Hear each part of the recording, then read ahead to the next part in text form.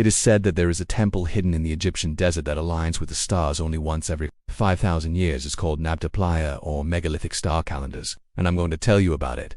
If you are new here, welcome. Here we discuss everything and anything related to ancient Egypt, archaeology, history, and mythology. So if this is something that interests you, consider following for more updates. The Great Pyramids of Egypt are not the only structures left behind by our ancestors that had astronomical alignments. There are many other sites across the globe that were built to serve as a sort of physical clock to mark time. Göbekli Tepe, Stonehenge, and the Hill of Terror are just a few examples. Today, I will focus on Nabta, which is sometimes referred to as Egypt's Stonehenge because of its resemblance to the famous British monument. However, unlike Stonehenge, Nabta Playa dates back much further. Although there are many archaeological sites in Egypt bearing the name Nabta, the one of interest here is located in the Western Desert. It lies 40 miles from the town of Karga and about 100 miles north of Abu Simbel.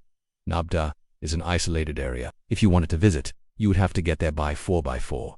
The nearest airport is Aswan International Airport. It was first discovered by a team of Polish archaeologists led by Professor Kazim Chudzik in 1998.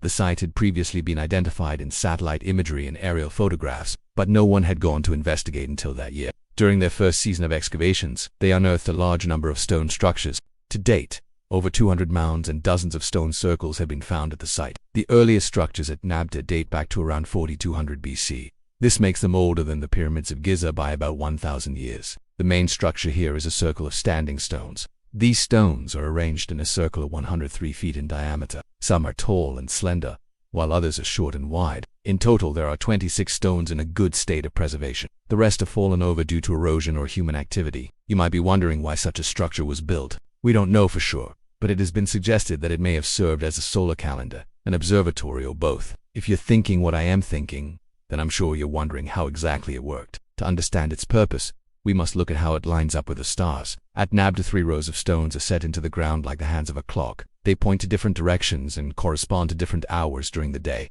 The longest row consists of 13 stones. On the summer solstice, the sun rises exactly between the first 2 stones of this row. The next stone marks the 3rd hour after sunrise, the next stone the 6th hour, and so on. The remaining stones indicate the hours from 7 to 12.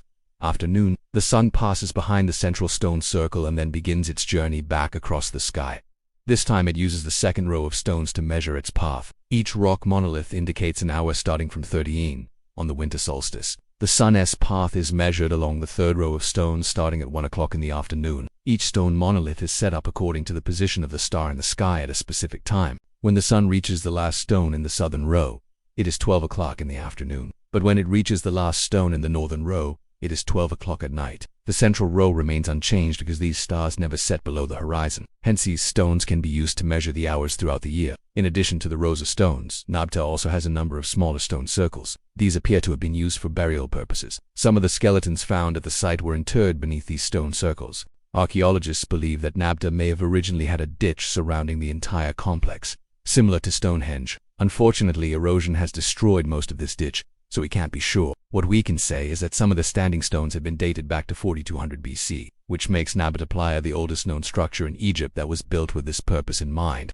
Other functions have been proposed for the site, such as a ritualistic center and a place of healing. For example, some researchers suggest that the central stone circle could have been used to mark significant events in the lives of the local population, such as marriages and funerals. Others believe that Nabta was a sacred enclosure where people came to heal from various illnesses. However, there is little evidence to support these claims. We don't know much about the people who built Nabta either. They were probably part of a culture known as the New Kingdom, which flourished in the Nile Valley from about 3100 BC until 2200 BC. However, the people who built Nabta didn't live near the river. Instead, they lived in the eastern desert. This was a dry and inhospitable environment, so we're not sure how these people supported themselves. Some researchers believe that they were farmers who grew crops in the oases, while others think they were herders who raised livestock. Still, others argue that they were a mix of both. What we do know is that the people who built Nabta Playa were living there at the same time as some of the earliest pharaohs. Unnamed Nama and Aha may have been pharaohs during this period. If this is true, then Nabta may have been used as a sort of calendar to keep track of the years of their reign. It could also have been used to predict eclipses and other astronomical events, which would have been seen as omens by the Egyptians. So how did our ancestors align such a structure with the stars? Did they perhaps use some sophisticated technology that we are unaware of?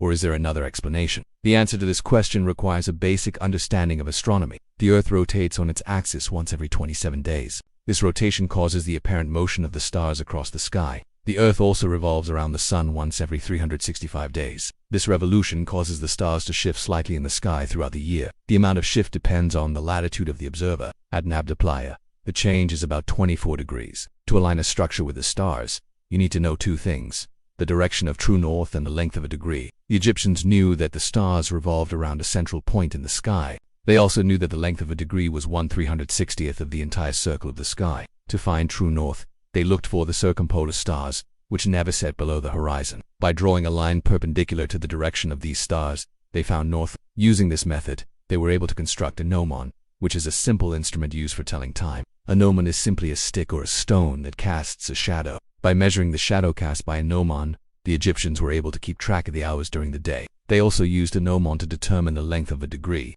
By measuring the shadow cast by a gnomon at different times of the year, the Egyptians were able to calculate the number of degrees the stars shift in the sky. They used this knowledge to build Nabta Playa and other structures like it. Without modern technology, this is quite an impressive feat. It shows a remarkable understanding of astronomy and mathematics. As impressive as Nabta is, it is not the only site in Egypt that aligns with the stars. There are other sites like it scattered all over the country. Some are older than Nabta and others are newer. All of them are megalithic in nature, meaning that they were built before the invention of metals like iron and steel. Here are just a few of the other sites that have been identified. There is Hil, which is located near Cairo.